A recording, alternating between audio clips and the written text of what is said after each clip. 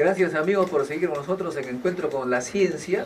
En este cuarto bloque vamos a hablar con un economista e ingeniero muy especial, porque hace mucho tiempo que escucho tantos economistas, ingenieros, que todo lo ven corto plazo, y José Alberto Graña Luza del Observatorio Económico Latinoamericano dio una charla en el CEPLAN, y él tiene un trabajo muy importante, es decir, introducir el conocimiento en el campo rural, y de esa manera construir un futuro que sea, no sé cuál es el término, él lo va a explicar, sustentable, permanente, duradero, y no estar como hasta ahora en un cortoplacismo increíble de regalar plata para que sobrevivan, pero no necesariamente asegurar un futuro. José Alberto, entonces cuéntanos un poco cómo el conocimiento puede mejorar la vida del mundo rural. ¿Cómo lo haces tú? Bueno, esto nació desde la praxis, digamos. O sea, hay un marco teórico de acercamiento, pero la idea es un poco que mi decisión hace más o menos 15 años fue salir al campo, es decir, salir a la sierra, salir a la selva, caminar este país y encontrar gentes, actores en cada uno de los lugares. Y en particular lo hacía, digamos, acompañando la función principal, que era evaluar proyectos de inversión, ¿no es cierto? Básicamente aquellos que se orientaban a reducir la pobreza rural en la sierra peruana. De estos, como está escrito en el... y también está publicado en www.vela.org, que es ahí donde están los documentos de investigación que nosotros producimos. También lo que hicimos fue analizar estos proyectos no desde la perspectiva económica, digamos, de la economía neoliberal, que es la que ahora prima, que es reducción de pobreza, sino ubicar esa reducción de pobreza en un contexto, digamos, de las necesidades humanas fundamentales. Y para eso agarramos el marco teórico de Manfred Max Neff y de Denis Goulet, ya fallecido. Uno de ellos es chileno y el segundo es un profesor de Notre Dame en Estados Unidos, con el cual trabajamos hace unos años haciendo esos talleres en la sierra, etcétera, con actores, con gente de proyectos, con municipalidades, en fin, con todo este tipo de personajes que uno se encuentra. Y lo que hicimos fue decir, ¿qué pasaría si nosotros enfocamos estos proyectos de la perspectiva de largo plazo y lo ubicamos en este marco más amplio, ontológico de las necesidades humanas? Nos dimos cuenta, bueno, esto es una cuestión más o menos importante, conocida, nos dimos cuenta que la pobreza en sí misma no era una necesidad fundamental, sino la pobreza en sí misma era un síntoma, un reflejo de una necesidad fundamental, que es la subsistencia, ¿no es cierto? Y entonces no tenemos acá el marco que puse la vez pasada, ¿te acuerdas? La sí, claro. de Manfred Max Neff.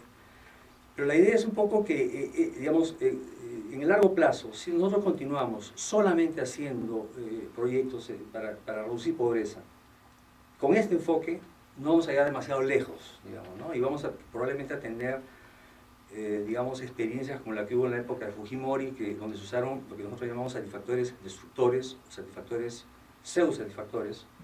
Un pseudo-satisfactor, por ejemplo, es, para introducir el tema, es la donación de alimentos importados, por ejemplo, donación de trigo. Cosas que en nuestro país, si es trigo, por ejemplo, nuestro país no es precisamente un país que sea granero, como Argentina, es un país más bien pues, muy accidentado y digamos, con una biodiversidad muy rica, etcétera. Y entonces un poco nosotros pensamos que este tipo de inversiones de corto plazo podrían alejarnos de lo que nosotros consideramos que en los próximos 50 años podría ser, digamos, el Perú. Es un centro de producción biológica, este es un centro, ustedes lo saben bastante bien, es un centro de producción genética, ¿no es cierto? Nuestra biodiversidad es una de nuestras fortalezas, contamos con todos los recursos, tenemos recursos hídricos, etc. Entonces, la cuestión acá es un poco qué puede hacer la ciencia y la tecnología por todo esto, ¿no es cierto?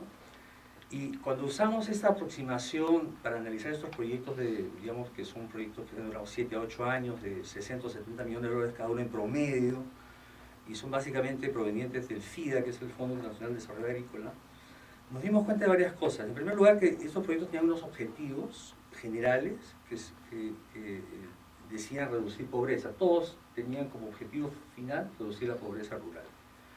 Pero cuando uno se metía a analizar y hablar con los técnicos y con los directores de los proyectos, digamos, los objetivos específicos y los componentes de esos proyectos, uno encontraba que no eran satisfactores necesariamente singulares, como era reducir la pobreza, sino que habían satisfactores abajo, en el campo, satisfactores sinérgicos. Es decir, que por ejemplo, un proyecto para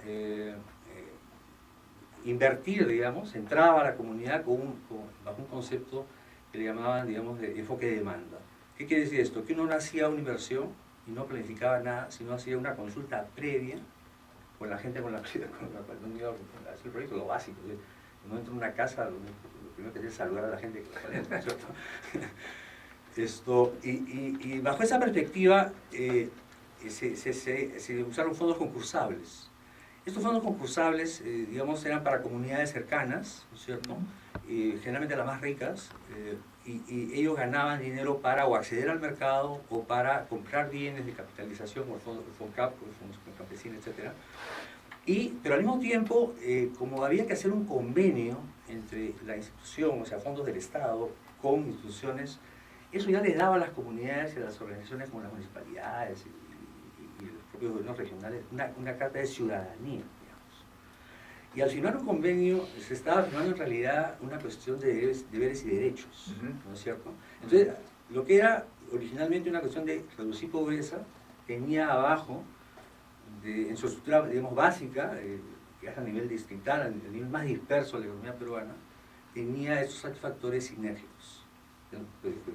Hicimos una sistematización de todos los satisfactores de estos 7 proyectos en los últimos 20 años, incluyendo el programa H. El programa H es uno de estos proyectos. El Ministerio de Agricultura. En el Ministerio de Agricultura. Son proyectos productivos para reducir pobreza. Hicimos una sistematización de todos los satisfactores que habíamos encontrado y nos dimos cuenta que había una base muy importante de conocimientos, archipiélago lo llamo yo porque son conocimientos de cada proyecto tenía su propia acumulación de conocimientos, que de alguna forma no lograban amalgamarse, es decir, no había forma, o había habido formas, reuniones, etcétera, de intercambio entre los técnicos y los científicos que estaban atrás de estos proyectos, pero yo no podría decir, después de haberlos analizado, que había una masa de conocimientos, digamos, concertada, discutida y pasada a las fases de las investigaciones, más allá de la idea, etcétera. Bueno, yo tengo no una pregunta, sino un comentario, y quizás un comentario respecto a lo que me ha tocado vivir en trabajar con alpacas, ¿no? El recurso alpaca es un recurso, primero, para ponerlo en contexto, tenemos cerca del 90% de la población mundial de este recurso, localizado en zonas sobre los 3.500 metros sobre el nivel del mar, zonas de pobreza, ¿no? Y es un recurso de sobrevivencia, ¿no? Porque generalmente este animal se mantiene para la venta de la fibra, y bueno, cuando ya no produce fibra, se mata el animal y se comercia la carne.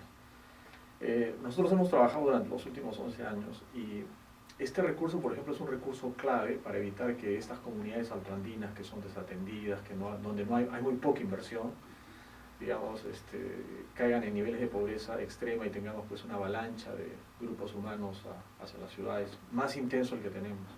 Pero lo que yo he notado es que hay mucha desarticulación entre los grupos, ¿no? Me gustaría saber cómo tratar ese tema. Sí.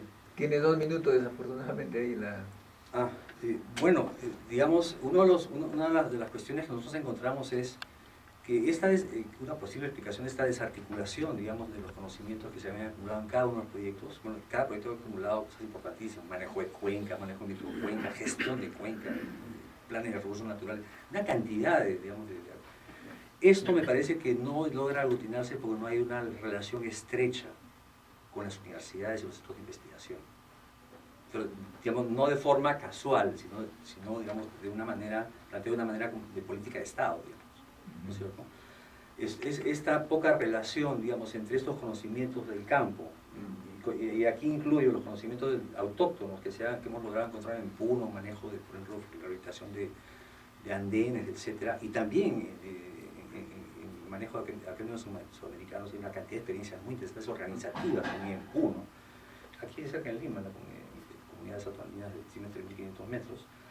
Esto, no hay esta combinación, digamos, que podríamos llamar sinérgica.